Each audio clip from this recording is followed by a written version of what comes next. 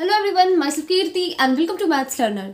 अगर आप BSc mathematics के स्टूडेंट हैं तो आपके लिए चैनल काफ़ी हेल्पफुल होगा। स्पेशली अगर आप एनएयू का स्टूडेंट है तो आपको इस चैनल पर एनएयू के सारे प्रीवियस ईयर क्वेश्चंस का सॉल्यूशन मिल जाएगा।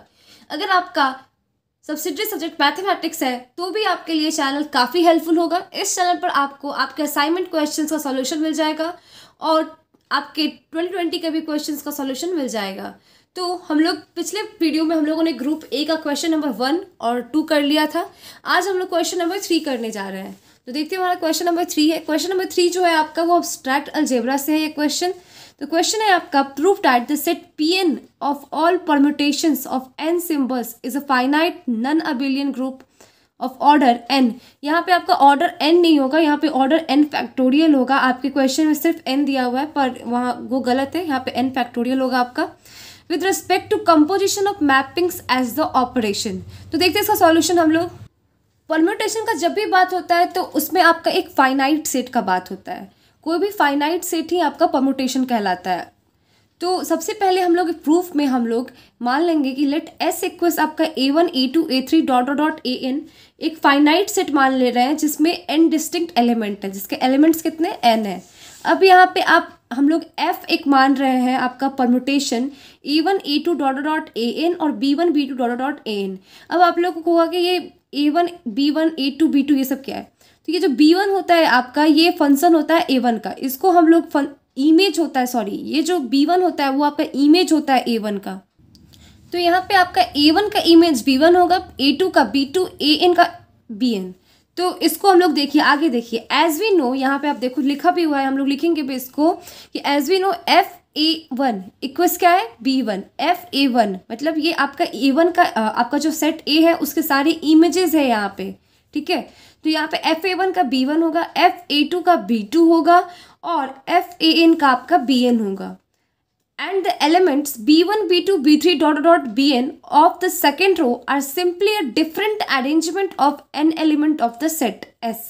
डिफरेंट अरेंजमेंट इसको इसलिए बोला जा रहा है क्योंकि आप क्या कर रहे हो कि इस फंक्शन में सिर्फ आप अपने a1 a2 dot dot dot मतलब an जो है आपका जो भी एलिमेंट्स है आपका उन सभी का क्या कर रहे हो, उन सब का आप इमेज निकाल रहे हो। दोनों क्या होगा, इंटर रिलेटेड होगा। जैसे मान लो कि अगर आपका अगर कोई फंक्शन अगर आपको दे दिया x+1 से रिलेटेड है, तो अगर 1 है तो 1 और सेट आपका है 1 2 3, अगर इस तरह से कुछ दिया हुआ है तो 1 का इमेज क्या हो जाएगा, आप जब निकालोगे तो 1+1 क्या होगा 2 होगा। तो ये भी तो इसके जो आपका 2 जो हम लोग फाइंड किए वो भी तो 1 का डिफरेंट फॉर्म से ही फाइंड किए है ना, 1 के हेल्प यूज से ही किए हैं। तो इसके लिए यहाँ पे आपको बोल रहा है arrangement of an element are simply a different arrangement of an element on the set S। As stated earlier, the n elements of set S can be arranged amongst themselves in nPn equals n factorial ways। जो हमारा जो set S है उसको हम लोग कितने veg में arrange कर सकते हैं, फैक्टोरियल n वे में हम लोग उसको अरेंज कर सकते हैं ways, and hence there will be n factorial distinct permutations of degree n। Let Pn denote the set of all permutations of degree n। Pn जो है आपको permutation of degree n show करता है। देखिए कुछ क्वेश्चंस एग्जाम में ऐसे होते हैं ना जिसको या तो आप छोड़ ही दो और नहीं तो आप पढ़ रहे हो तो उसको रट्टा मार लो। और ये क्वेश्चन जो है आपका सेट वाला सबसे डिफिकल्ट वाला क्वेश्चन आप लोग को दिया गया है। मुझे तो ये समझ में नहीं आ रहा है कि ये आप लोग को सब्सिडरी में कैसे पूछ सकता है। ये मेन पेपर में पूछता तो थोड़ा सा रहता भी कि हाँ मेन पेपर है, पर सब्सिडरी में इतना डिफिकल्ट क्वेश्चन। पर खैर आप लोग को ये अगर आप लोग पढ़ना चाहो तो पढ़ सकते हो, अदरवाइज आप लोग को 12 क्वेश्चन देता है। 12 क्वेश्चन में से 5 क्वेश्चन तो बनाना है, कोई भी 5 आप सेलेक्ट कर लोगे, जरूरी थोड़ी है कि बनाना है। पर ऐसा कई बार होता है कि आप जो क्वेश्चन छोड़ोगे ना वही एग्जाम में आ जाता है। तो अगर आप लोग को समझ में आए आप लोग या आप लोग को रटने में एक्सपर्ट हो तो इसको रट्टा मार जाना, नहीं तो आप इस क्वेश्चन को छोड़ के दूसरे क्वेश्चन पर भी कर सकते हो अटेम्प्ट, क्योंकि काफ़ी ज़्यादा क्वेश्चन रहता है। तो देखिए यहाँ पे क्या करेंगे फिर हम लोग, Pn denote the set of all permutations of degree n। Pn क्या डिनोट कर रहा है, set of all permutation degree n। Then Pn will have factorial n distinct element. तो Pn के पास कितना एलिमेंट होगा, n एलिमेंट होगा Pn में आपका। आगे देखते हैं फिर हम लोग इसको, different arrangement of the same n symbol a1 a2 dot dot dot an। Different element different arrangement है of the same N symbols A1 A2 dot dot dot AN का ही हम लोग क्या है, जो हमारा A1 A2 और AN तक जो हमारा एलिमेंट जा रहा है उसी का डिफरेंट अरेंज करके हम लोग का जो आपका FAN FA1 FA2 जो निकला है, मतलब वो जो हमारा B1 B2 B3 था वो क्या था, वो उसका इमेज था। अब आगे देखिए, अगर आप लोग ध्यान दिए होंगे तो हम लोग को क्वेश्चन में इसको शो करना है कि ये क्या है, फाइनाइट नॉन अबेलियन ग्रुप है। तो सबसे पहले नॉन अबेलियन होने का मतलब तो सिंपल सा एक ही बात है कि उसमें क्या होगा, वो कम्यूटेटिव प्रॉपर्टी जो है वो होल्ड नहीं करता होगा। और ग्रुप होता है तो आप लोग को पता होगा कि ग्रुप कब कहते हैं, जब वो 4 प्रॉपर्टी को होल्ड करता है। आपका फर्स्ट होता है आपका क्लोजर लॉ, सेकंड होता है एसोसिएटिव लॉ, थर्ड होता है आपका एग्जिस्टेंस ऑफ आइडेंटिटी एलिमेंट और फोर्थ होता है आपका एग्जिस्टेंस ऑफ इनवर्स एलिमेंट। तो अगर कोई भी नॉन एम्प्टी सेट अगर इन चारों प्रॉपर्टी को होल्ड करता है तो वो क्या होगा, वो ग्रुप कहलाता है। अब यहाँ पे तो नॉन अबेलियन कह रहा है, तो हम लोग को अबेलियन ग्रुप प्रूफ करने का कोई प्रूफ ही नहीं करना है, सिर्फ हम लोग को क्या करना है, ग्रुप प्रूफ कर देना है। तो ग्रुप प्रूफ करने के लिए हम लोग क्या कर रहे हैं, हम लोग 2 सेट ले रहे हैं, एक तो आपका F है और एक G है। ये क्या है, F का आपका A1 A2 dot dot AN B1 B2 dot dot BN ले रहे हैं, और एक G है वो है आपका B1 B2 dot dot BN C1 C2 dot dot CN। BN permutations belonging to PN को बिलोंग करता है ये दोनों परम्यूटेशन। तो डेफिनेशन से हम लोग प्रोडक्ट के जानते हैं कि FG क्या हो जाएगा। देखो प्रोडक्ट निकालने का ना, यहाँ पे आपको सिंपल सा मैं ट्रिक बताती हूँ, ट्रिक ऐसे काम करता है या नहीं करता मैंने अभी आपको बोलूँगी, पर अभी आपका एग्जाम है इस वजह से आप लोग अभी ज़्यादा दिमाग मत लगाना। देखो जब आप FG करोगे ना तो यहाँ पे क्या होता है कि आपका देखो आपका ये वाला और ये वाला जो कॉमन है ना डायगोनली, इन दोनों को हटा के आप बस इन दोनों को लिख देना। देखो यहाँ पे A1 A2 dot dot AN C1 C2 dot dot CN। उसी तरह से देखो obviously FG is a permutation of degree n, दस FG क्या है, हमारा परम्यूटेशन है n डिग्री का। दस FG जो है F और G ये पहले से तो परम्यूटेशन को बिलोंग करता ही था, और FG भी जो है क्या, वो PN को बिलोंग करता है। इसका मतलब क्या है, ये जो है आपका क्लोजर लॉ को फॉलो करता है। क्लोजर लॉ आपको क्या कहता है, क्लोजर लॉ कहता है कि आपका F अगर A और B, अगर हम लोग किसी 2 एलिमेंट A और B पे बात करते हैं तो अगर AB जो है अगर G को बिलोंग करता है तो AB भी होगा क्या, दोनों का जो प्रोडक्ट होगा वो भी G से बिलोंग करता होगा। तो वही तो यहाँ पे भी है, F और G अगर परम्यूटेशन में होगा तो FG भी क्या होगा, वो आपका जो परम्यूटेशन होगा उसमें होगा। तो इससे हम लोग का क्या हो गया, क्लोजर लॉ प्रूफ हो गया। वही लिखा है आपका hence PN is closed with respect to multiplication और permutation, thus the first axiom of the group is satisfied. तो हम लोग का क्लोजर लॉ हो गया। अब हम लोग का सेकंड प्रॉपर्टी क्या होता है, हम लोग को सेकंड प्रॉपर्टी जो प्रूफ करना होता है वो होता है आपका एसोसिएटिव लॉ। तो एसोसिएटिव लॉ को प्रूफ करने के सबसे पहले हम लोग को 3 एलिमेंट का जरूरत होगा। तो इसके लिए हम लोग F G और H पे 3 ले रहे हैं। परम्यूटेशन हमारा जो क्या है, तीनों ये PN से बिलोंग करता है। डिफाइंड बाई F आपका A1 A2 AN B1 B2 dot dot BN, G है आपका B1 B2 dot dot BN C1 C2 dot dot CN, H आपका C1 C2 dot dot CN, और ये है आपका D1 D2 dot dot DN, जहाँ पे आपका B1 B2 BN C1 C2 CN D1 D2 DN वो सब क्या है आपका, ये सब आपका PN का सदस्य होगा। Are different arrangement of the same N symbol A1 A2, ये सब क्या है, N सिंबल का जो है ये आपका डिफरेंट अरेंजमेंट है। अब आगे देखिए, अब क्या करेंगे, हम लोग को तो FGH निकालना होगा और FGH निकालना होगा दोनों को, क्योंकि हमारा ये क्या होता है, हमारा जो एसोसिएटिव लॉ होता है उसमें आपका होता है A इंटू BC जो होगा वो आपका AB इंटू C होगा, या आप ये भी लिख सकते हो कि AB इंटू जो C होगा वो A इंटू BC होगा। तो सबसे पहले हम लोग क्या किए हैं कि FG का निकाले हैं। तो FG का जब आप निकालोगे तो देखो यहाँ पे जब FG का निकालोगे तो इन दोनों में कॉमन क्या है, ये डायगोनल वाला हटा देंगे, बचा क्या हमारा, ये वाला बचा और ये वाला बचा, तो ये हमारा क्या हो जाएगा, इसका प्रोडक्ट हो जाएगा, FG हो जाएगा। और H क्या था हमारा, H था आपका C1 C2 CN फिर D1 D2 dot dot DN। तो फिर से जब आप इसका प्रोडक्ट निकालोगे तो आप देखो इसका ये डायगोनल वाला जो सेम है उसको हटा दो और इसको नीचे लिख दो। उसी तरह से आप जब GH निकालोगे तो GH का भी वैल्यू आपको आ जाएगा। GH क्या होगा, देखो यहाँ पे G और H, तो G इन दोनों का कौन सा, इन दोनों का देखो डायगोनल मिल रहा है C1 C2 CN और ये इसका ऊपर वाला C1 C2 dot dot CN, इन दोनों को हटा दो और आपका क्या हो जाएगा, ये वाला और ये वाला आपका लिखा जाएगा। तो फिर यहाँ से आप फिर एफ जी एच भी निकाल लोगे। तो यहाँ पे आप देखो लास्टली हम लोग को क्या आ जाएगा, एफ जी इंटू एच जो है आपका एफ इंटू जी एच के इक्वल है। इसका मतलब जो परमुटेशन मल्टीप्लिकेशन है वो एसोसिएटिव के लिए भी आपका होल्ड करता है। अब हम लोग थर्ड जो आपका करेंगे वो है आपका आइडेंटिटी एलिमेंट। ये यहाँ पे आइडेंटिटी एलिमेंट एग्जिस्ट करता है नहीं करता है, तो हम लोग मान लेते हैं कि लेट आई बराबर हम लोग का क्या है A1 A2 dot dot AN, और उसका इमेज भी जो है आपका A1 A2 dot dot AN है, और B1 B2 BN का जो आपका इमेज है वो भी आपका क्या है B1 B2 BN ही है। ये क्या है, identity permutation of degree n। ये दोनों जो है ये दिखाता है आपको, आइडेंटिटी परमुटेशन को दिखाता है जिसका n डिग्री है।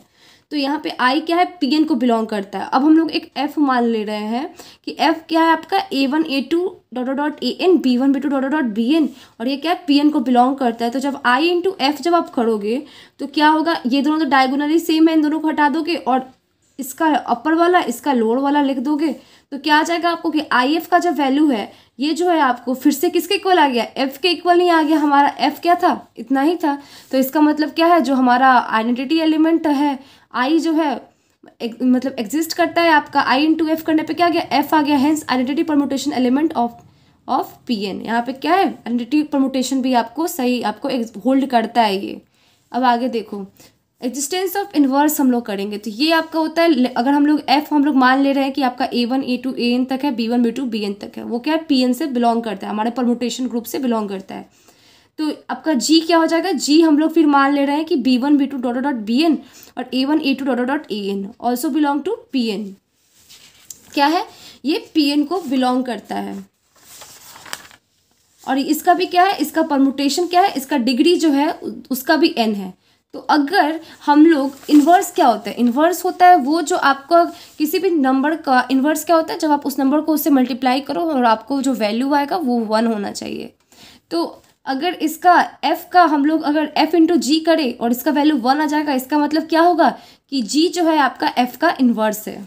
ठीक है, तो देखो आप यहाँ पे, तो f इंटू जी जब हम लोग करेंगे तो यहाँ पे देखो आप, ये वाला कट जाएगा, ये दोनों तो कट जाएगा, डायगोनली सेम है दोनों, सॉरी ये देखो ये डायगोनली दोनों सेम है, ये दोनों हट जाएगा, बचा क्या हमारा ये दोनों, इन दोनों को लिखेंगे। और ये दोनों को हम लोग पहले ही देखो आई वाले में हम लोग क्या कंसीडर किए थे, ये दोनों है आपका आई के इक्वल है, ये हमारा आइडेंटिटी है।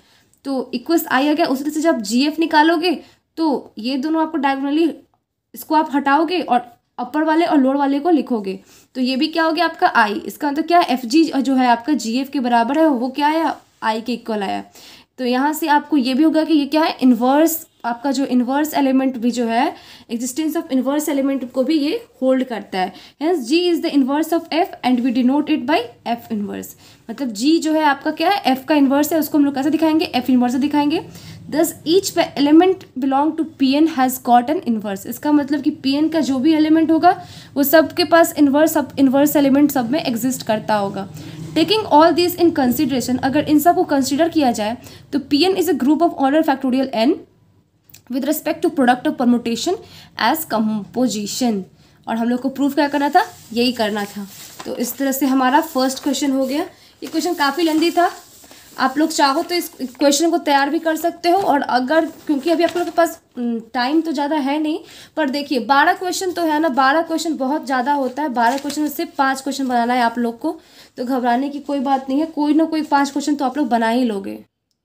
अब हमारा नेक्स्ट क्वेश्चन देखते हैं, वो है आपका if G is a group then prove that A B का whole inverse equals B inverse A inverse for all A B belong to G। ये आपका दूसरी तरह से भी पूछ सकता है, ये आपका रिवर्सल लॉ ये कहलाता है आपका। ये इसमें आपको स्टेटमेंट दे दिया है और आपको प्रूफ करने को बोला है, और आपको बोल सकता है कि रिवर्सल लॉ को भी प्रूफ करने के लिए, तो वो भी आपका यही सेम क्वेश्चन ही होगा। और ये क्वेश्चन भी आपका अब्स्ट्रैक्ट अलजेब्रा से ही है। तो देखते हैं इसका सॉल्यूशन। ये क्वेश्चन ईजी है आपका। देखिए सबसे पहले हम लोग क्या करते हैं यहाँ पे कि मान लेते हैं कि ए बी जो है वो आपको जी को बिलोंग करता है, और ये भी मान लेते हैं कि एंड लेट देयर इन्वर्सेस, दोनों का inverse, their inverses B A inverse and B inverse respectively. और ए बी दोनों का इन्वर्स क्या है, वो ए इन्वर्स, और ए का इन्वर्स ए इन्वर्स है और बी का इन्वर्स बी इन्वर्स है, दोनों का रेस्पेक्टिवली। तो now B inverse A inverse into अगर हम लोग ए बी करेंगे तो वो क्या हो जाएगा आपका बी इनवर्स ए इनवर्स। क्योंकि हम लोग को ये प्रूफ करना है तो सब हम लोग इसको सबसे पहले हम लोग इसको RHS लेके कर रहे हैं, RHS को हम लोग लेके इसको सॉल्व कर रहे हैं। तो बी इनवर्स क्या हो जाएगा, ये ए इनवर्स ए बी। ठीक है, ये किससे हुआ, ये आपका हुआ एसोसिएटिव लॉ से, एसोसिएटिव लॉ, एसोसिएटिव लॉ। ये हो जाएगा आपका B inverse A into B. A inverse A क्या हो जाएगा, ये हो जाता है आपका आइडेंटिटी एलिमेंट हो जाता है, वो आपका ई होता है, एब्स्ट्रैक्ट अलजेब्रा में उसको शो करते हैं, और ये होगा बी। तो ये हो जाएगा आपका बी इनवर्स बी, और ये क्या हो जाएगा आपका ई आ गया। उसी तरह से जब हम लोग निकालेंगे सिमिलरली ए बी इंटू जब आप करोगे बी इनवर्स ए इनवर्स, तो ये आ जाएगा आपका ए बी को अंदर ले जाओ, ये आपका बी इनवर्स ए इनवर्स। ये क्या कैसे हुआ, ये भी यहाँ पे भी आपका एसोसिएटिव लॉ लग रहा है, एसोसिएटिव लॉ। तो ये हो गया आपका ए बी इनवर्स को एक साथ करते हैं हम लोग अब, और ये आपका ए इनवर्स इधर आएगा, तो यहाँ पे आपका ए और बी इनवर्स बी इनवर्स क्या हो जाएगा, ई हो जाएगा, और इनटू हो जाएगा आपका ए इनवर्स। तो ये हो गया आपका ए इंटू ए इनवर्स, और ये आपका आ जाता है ई।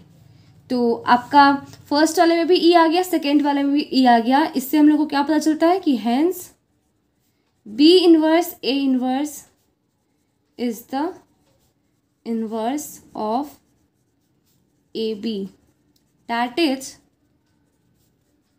ए बी का इनवर्स क्या आ गया हमारा, B inverse A inverse proved. हम लोग को यही तो प्रूव करना था, ये था नया क्वेश्चन।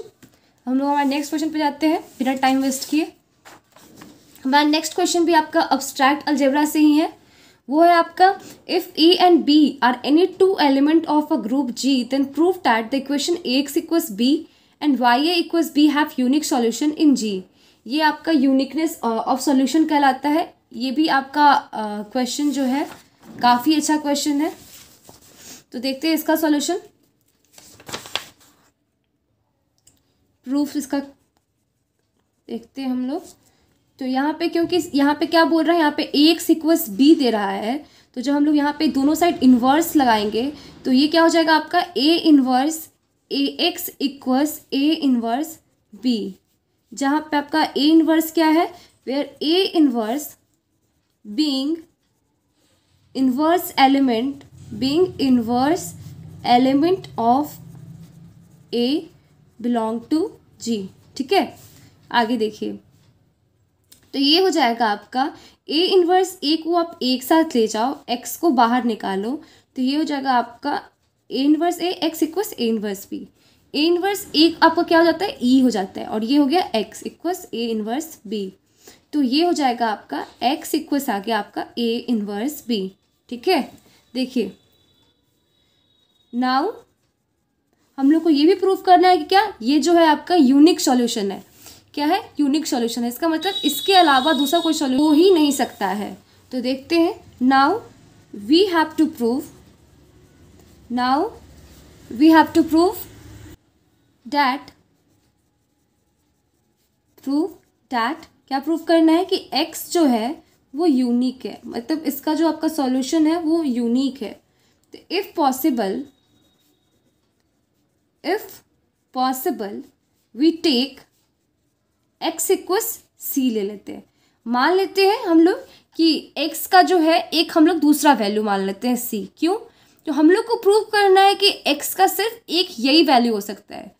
और पर अगर हम लोग मान देखते हैं कि x का हम लोग एक c वैल्यू मान कर देखते हैं, और अगर x का ये कॉन्ट्राडिक्ट कर देता है तो आपका क्या हो जाएगा, आपका या हो सकता है कि c को सबका इनवर्स b आ जाए, या तो आपका कॉन्ट्राडिक्ट कर दे, तो या आपका कॉन्ट्राडिक्शन आपका ये हो जाए गलत। इस तो हम लोग फिर देखते हैं, आगे देखते हैं, समझते हैं। We take x equals c be the another solution of ax equals b। ax equals b का दूसरा सॉल्यूशन हम लोग मान ले रहे हैं कि क्या x इक्वस सी जब होगा तो देखिए ये क्या हो जाएगा, ये हो जाएगा आपका ए सी इक्वस बी। अब दोनों साइड हम लोग क्या करेंगे, इन्वर्स लेंगे, तो ए इन्वर्स ए सी इक्वस ए इन्वर्स बी। तो ए इन्वर्स ए को आप एक साथ लेके जाओ और सी को बाहर निकालो, तो ये क्या हो जाएगा, equals A inverse B. A inverse ए क्या आता है, ई आता है, इंटू सी इक्वस के क्या हो जाएगा, ए इन्वर्स बी। तो ये आ जाएगा आपका सी इक्वस ए इन्वर्स बी। देखो क्या गया, लास्टली आपका जो ए इन्वर्स बी था, सी का वैल्यू भी क्या गया, ए इन्वर्स बी ही आ गया। इसका मतलब क्या हुआ कि जो हमारा x का वैल्यू है वो यूनिक है और वो इक्वल किसके है, वो a इन्वर्स b के इक्वल है। तो हम लोग लिख लेते हैं thus the value of x is unique। x का वैल्यू क्या है, यूनिक है और वो किसके इक्वल है, and being equal to A inverse B। ठीक है, अब हम लोग आगे देखते हैं। उसी तरह से हम लोग क्या करेंगे, सेम प्रोसेस को यूज करके हम लोग वाई ए इक्वस बी वाले को भी प्रूव करेंगे, तो उसको भी करते हैं। ऑल्सो हम लोग को क्या गिवन है, वाई ए जो है वो आपका वो बी के इक्वल है। ठीक है, तो जब वाई ए बी के इक्वल है तो फिर से हम लोग सेम तरह से करेंगे।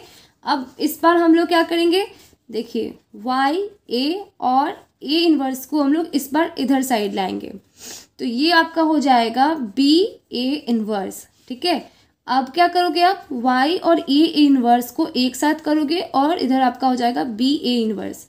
और यहाँ पे जो आपका बी ए इन्वर्स है इसको हम लोग लिख देते हैं, ये क्या है आपका, where A inverse being inverse element of A belong to ji.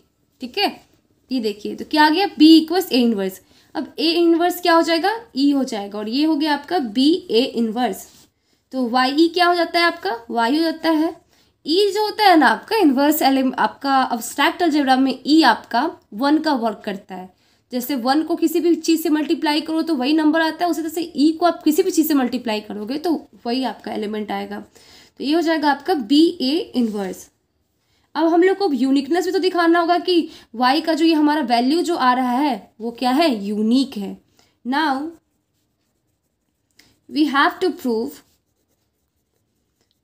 Prove that y is unique. y क्या है हमारा, वो यूनिक है। तो हम लोग क्या करेंगे, इफ पॉसिबल हम लोग मान लेते हैं कि y का कोई एक, अगर पॉसिबल है तो y का हम लोग एक दूसरा वैल्यू मान लेते हैं। If possible we take y equals c, b the another solution of y-o-a equals b। तो ये क्या हो जाएगा आपका, सॉरी y-a इक्वल्स b, तो ये हो जाएगा आपका सी ए इक्वल्स बी। तो अब इसमें हम लोग इन्वर्स लगाएंगे तो ये हो जाएगा सी ए इन्वर्स इक्वल्स क्या आ गया, बी ए इन्वर्स। तो सी ए इन्वर्स को हम लोग साथ में लाएंगे और बी ए इन्वर्स आपका इधर आएगा, तो ये हो जाएगा आपका सी into E equals B A inverse. तो ये आपका आ जाएगा सी इक्वल्स आ गया आपका बी ए इन्वर्स। तो देखिए पहले भी हम लोग को क्या आया था, y का वैल्यू बी ए इनवर्स आया था, और जब हम लोग y का दूसरा वैल्यू मान लेते हैं कि c होगा, और c का वैल्यू भी क्या आता है आपका बी ए इनवर्स ही। इससे क्या पता चलता है, जो आपका जो वैल्यू है आपका y ही होगा, और y क्या है, यूनिक है, और वो किसके इक्वल है, बी ए इनवर्स के इक्वल है। तो दस the value of y is unique and being equal to B A inverse. ठीक है, तो इस तरह से हमारा आपका आज के लिए बस इतना ही रखते हैं। आज हमारा सेक्शन बी जो है सेक्शन ए जो है आपका कंप्लीट होता है। अगले दिन अब हम लोग सेक्शन बी अब स्टार्ट करेंगे। तो आई होप कि आप लोगों को समझ में आया हो। अगर वीडियो आप लोग को अच्छा लगा हो तो वीडियो को लाइक कीजिएगा, अपने दोस्तों के साथ ज़रूर शेयर कीजिएगा, ज़्यादा से ज़्यादा शेयर कीजिएगा और चैनल को सब्सक्राइब करना मत भूलिएगा। Thank you.